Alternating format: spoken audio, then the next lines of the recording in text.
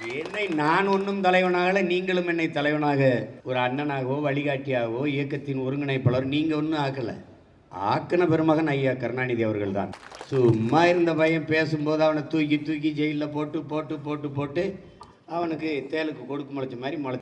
இது எம்மாத்திரம் இந்த சிறப்பு முகாமை மூடுவதற்கு இதை கொண்டு வந்த பெருந்தகை யார் தெரியுமா? என் தம்பி மணி செந்தில்லாம் குறிப்பிட்டு சொன்னார். 1990 இதை இந்த கொடுஞ்சிறையை உருவாக்கியதே பெருமகனார் ஐயா கருணாநிதி அவர்கள் தான். ஈழத் தமிழர்களுக்காகவே உருவாக்கினார். இந்த கியூ பிராஞ்சுங்கிற ஒரு பிரிவை ஈழத் தமிழர்களுக்கென்றே உருவாக்கினார். இப்ப விடுதலை புலிகள் இல்ல, முடிஞ்சிருச்சு. இப்ப எந்த போராட்டமும் இந்த நிலத்துல இல்ல, முடிஞ்சிருச்சு. என் நிலமும் என்கிட்ட இல்ல, எனக்கு வாழ்வதற்கு வாழ்விடமும் இல்லை. அதை நாங்க விடுதலை பெற்று கொடுத்தோம், அதெல்லாம் பேசிக்கலாம். விடுதலையை போராடி பெற்றது என் தம்பி பேரறிவாளன், சிறைக்குள் இருந்த என் தம்பிகள். அவர்கள் விடுதலையை அவர்களே பெற்றார்கள். அதான் உண்மை. ஒரு சிறையில் இருந்து இன்னொரு கொடுஞ்சிறைக்கு மாற்றப்படுவதற்கா இவ்வளவு காலம் நாங்கள் சட்ட போராட்டத்தையும் அரசியல் போராட்டத்தையும் செஞ்சோம். சாவு ஒன்றுதான் எங்களுக்கான விடுதலையா? அதான் நமக்கு. பி சாந்தன் நல்ல உடல்நலத்தோடு இருந்தவன், அவன் உடல் நலிவுற்று இருக்கிறான். அம்மா மட்டும்தான் இருக்கிறார். மற்றவர்கள் எல்லாம் இலங்கைக்கு செல்ல விரும்பல. உங்களுக்கு தெரியும், கொலைக்களத்துக்குள்ளே கசாப்பு கடைக்காரன்ட்டு ஆட்டை ஒப்படைப்பது எப்படிப்பட்ட ஒரு செயலோ அப்படிப்பட்ட ஒரு செயல் தான் நம்ம பிள்ளைகளை மறுபடி இலங்கைக்கு அனுப்புவது. இவர்கள் என்ன செய்வார்கள் என்று தெரியும். 85 வயசு வரை ஐயா வீரப்பனுடைய அண்ணன் மாதையனை சிறையிலே வச்ச கொன்ற நாடு தானே இது. அவருடைய கடமைகளை அவரே செய்து கொள்ள முடியாத முதுமையிலையும் சிறையில் வச்சு கொன்னுச்சு. இஸ்லாமிய மார்க்கத்தை ஏற்றுக்கொண்டார்கள் என்பதற்காகவே ஒரு வதைக்குள் வைத்து அவர்களை சிறைப்படுத்தி இருப்பதை எப்படி இருக்கிறீங்க? மதத்தை பார்த்து தண்டிக்குதுங்க. ஒரு மதத்துக்கு ஒரு தீர்ப்பு, ஒரு மதத்துக்கு ஒரு தீர்ப்புனா எப்படி? என்னுடைய வழிபாட்டு தலங்கள், சிவன் முருகன் வழிபாட்டு தலங்கள் தகர்த்தெறியப்பட்டு புத்த விகாரங்கள், புத்த சிலைகள் நிறுவப்படுது. இங்கே இந்து என்று பேசுகிற பெருமக்கள் ஏன் முருகன் சிலை இடிப்பதை தடுப்பதில்லை? ஏன் சிவன் கோயிலை இடிப்பதை தடுப்பதில்லை? ஏனென்றால் சிவனும் முருகனும் இந்து இல்லை. அது காரணம் என்ன? ஒரே ஒரு குரல் தாங்க, ஒரே ஒரு குரல். சீமான்ட்ட சொல்லு, தொடர்ச்சியா முன்னெடுக்க சொல்லு, அவர்கிட்ட தான் விட்டு போறோம்னு சொல்லு. இந்த 3 வார்த்தை தாங்க என்னை இவ்வளவு பாடுபடுத்துது. என்னையா என்னையா என்னையா. கார்த்திக்காவது ஒரு குண்டாசு வாங்கினா குண்டா, அவனை விடு, அவனுக்கு நீ என்னைய போடுறது சரி.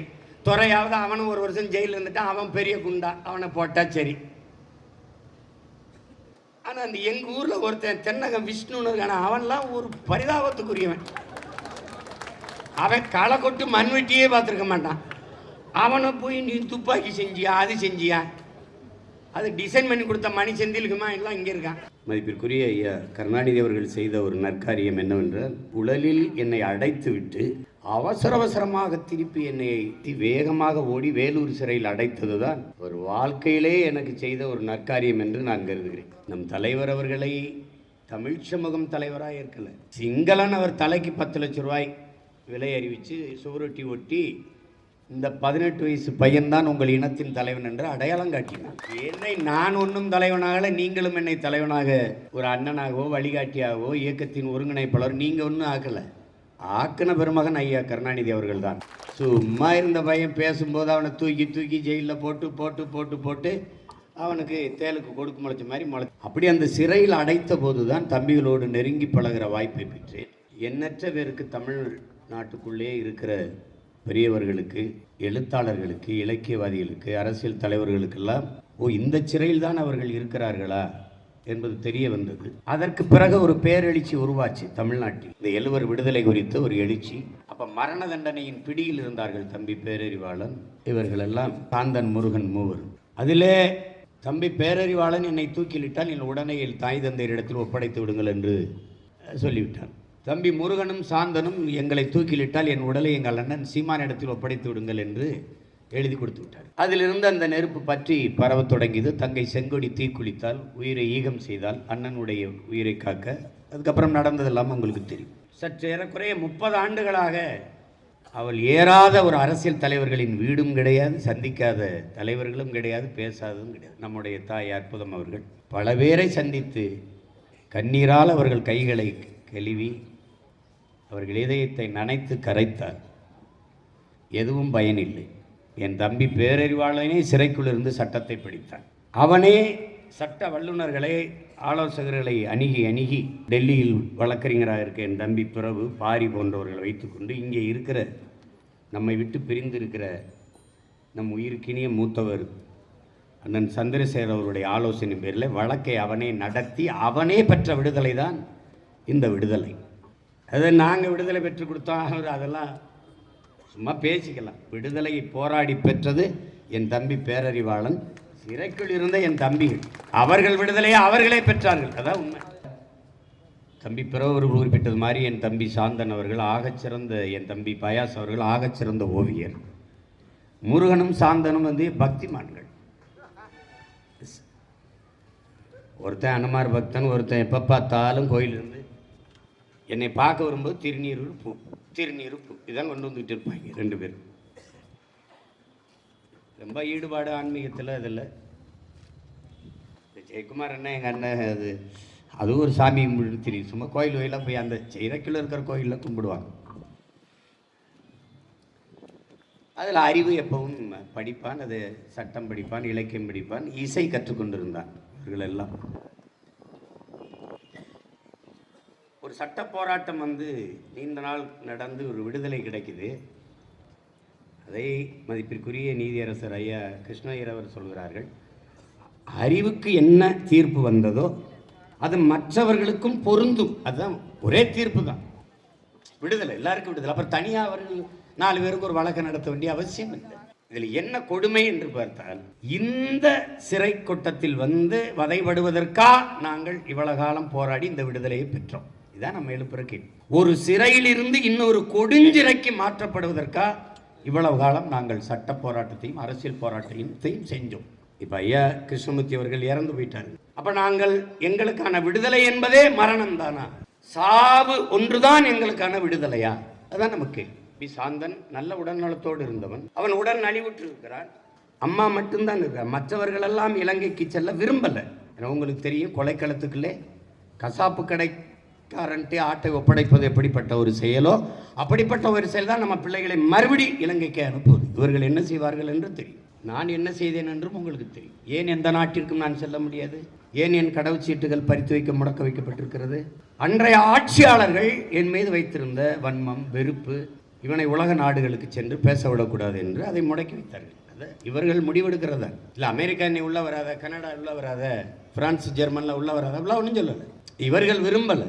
அதே போல தம்பி சாந்தன் அங்கே வயதான தன் தாய் இருக்கிறாள். நீங்கள் பாருங்க, கடைசியாக தான் சாவதற்கு முன்பு மகனை ஒரு முறை பார்த்து விட்டு சாக வேண்டும் என்று அவளும் பட்டினியாக போராடி கொண்டிருக்கிறாள் அந்த தாய். இப்படிலாம் உலகத்தில் எந்த இனத்திற்கு நிகழும்னு பாருங்க. நீங்கள் மார்க்சிங்கார்க்கின் தாய் படித்தீங்கன்னா பாவேலின் தாய் இருக்கல்ல, அவளுக்கு இணையான தாய் தான் நம்முடைய தாய் அற்புதம் அவர்களும் சாந்தனுடைய தாய் அவர்களும். அப்படிதான் ஒவ்வொரு தாய்மார்களும். சாந்தன் உடல்நிலை நலிவிட்டான். அவனுக்கு நுரையீரல் பழுதடைஞ்சிருச்சு, சிறுநீரகம் பழுதடைஞ்சிருச்சு. இதற்கு மேலே காலெல்லாம் வீங்கி விட்டது. இதற்கு மேலே சிறையில் வச்சு ஒன்றும் இல்லை.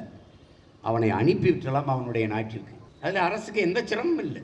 85 வயசு வரை ஐயா வீரப்பனுடைய அண்ணன் மாதையனை சிறையிலே வச்ச கொன்ற நாடு தானே இது.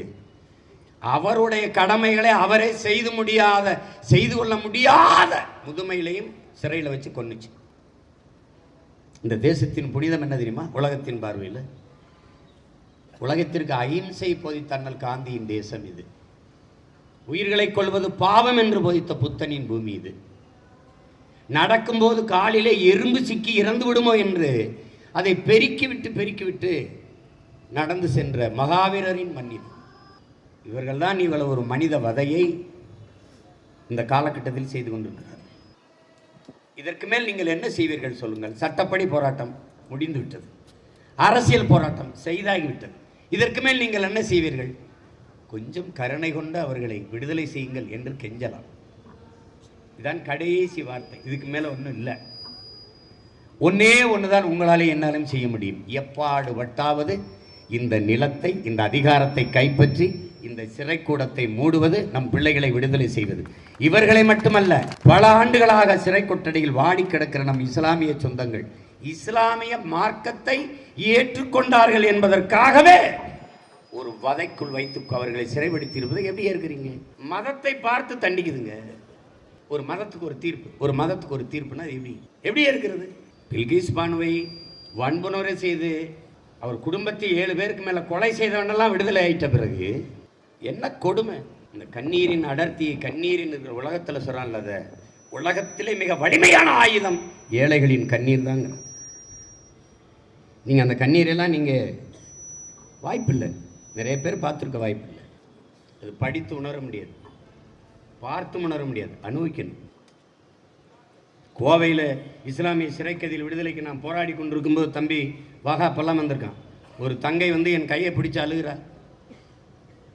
இந்த குழந்தை பிறந்த போது உள்ளே போனார் என் கணவர். 18 வயசுக்கு மேலே ஆயிடுச்சேன்னா இவளுக்கு திருமணம் செய்து கொடுக்கணும். அப்பா யாருன்னு கேட்டால் நான் என்னென்ன சொல்லுவேன்? எப்பாடு பட்டாவது அவரை வெளியில் கொண்டு வான்னு என் கையை பிடிச்சி அழுகிறா. என்னால் என்ன செய்ய முடியும்? ஒன்னே மாதிரி தான் நான் நின்றுட்டு இருந்தேன் அந்த கூட்டத்தில், ஒன்றும் செய்ய முடியாது.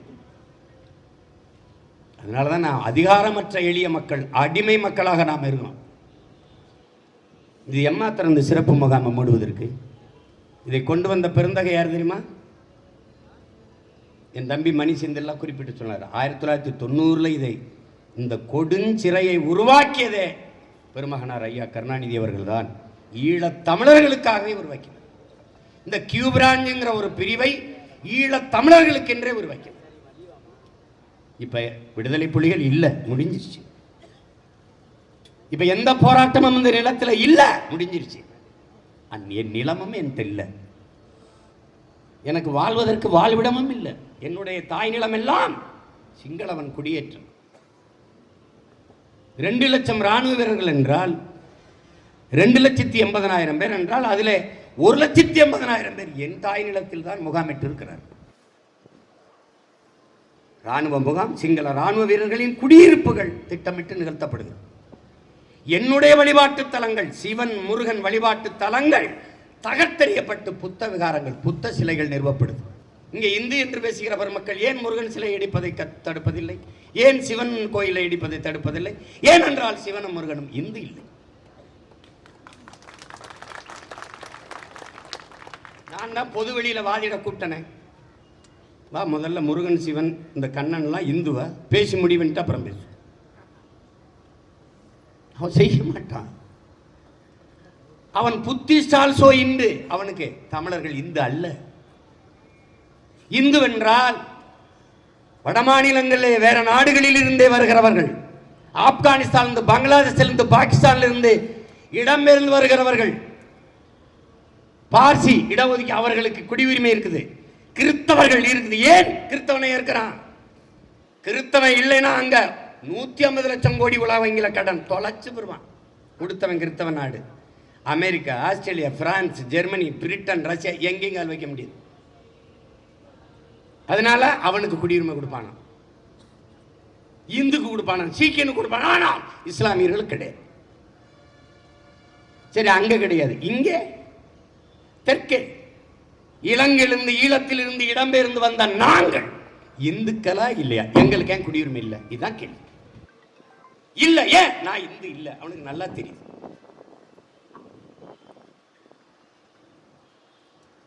என்னடா திபெத்தியனுக்கு கொடுத்திருக்க? அவன் கேட்டானா குடியுரிமை? அவன் புத்த மதத்தை ஏற்றவன், பௌத்தன், அவனுக்கு கொடுத்திருக்க. நீ சொல்ற இந்து மதத்தை ஏற்றவன், நீ சொல்ற சிவன் முருகனை வழிபடுகிறவன், எனக்கு ஏன் இந்த தரமாற்ற? சரி, ரொம்ப வேணாம். ஐயா மோடி இந்த மண்ணுக்கு வரும்போதெல்லாம் ஸ்ரீரங்கத்துக்கு போறாரு, திருவரங்கத்துக்கு போறாரு, ராமேஸ்வரம் போறாரு, தனுஷ்கோடி போறாரு. அப்படியே எங்க பாட்டன் கட்டின பெருவுடையார் கோயிலுக்கு ஒரு தடவை போகலாம், திருத்தணிக்கு ஒரு தடவை போகலாம், திருச்செந்தூர் ஒரு தடவை போகலாம், பழனி ஒரு தடவை போகலாம். போக மாட்டார்கள், வழிபட மாட்டார்கள்.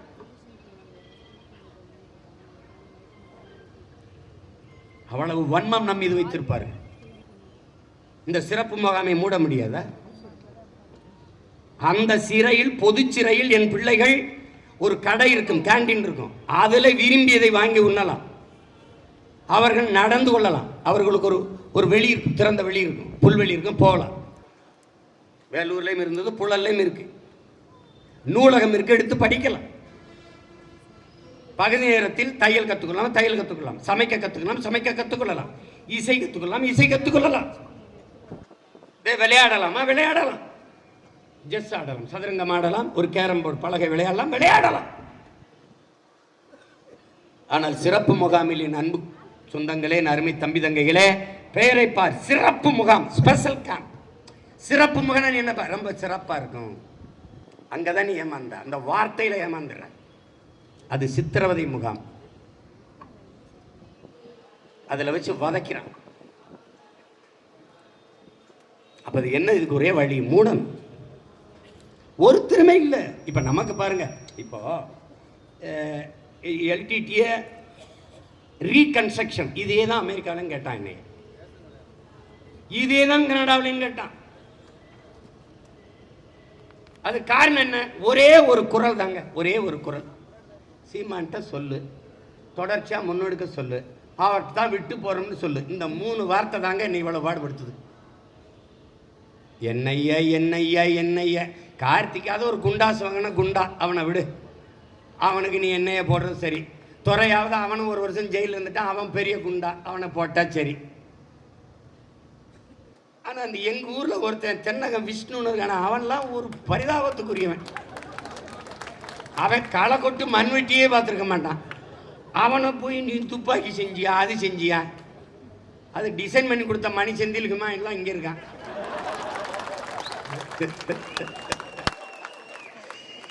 என்ன இதெல்லாம் ஒரு காமெடி பாருங்க, இதெல்லாம் ஒரு கொடுமை. இது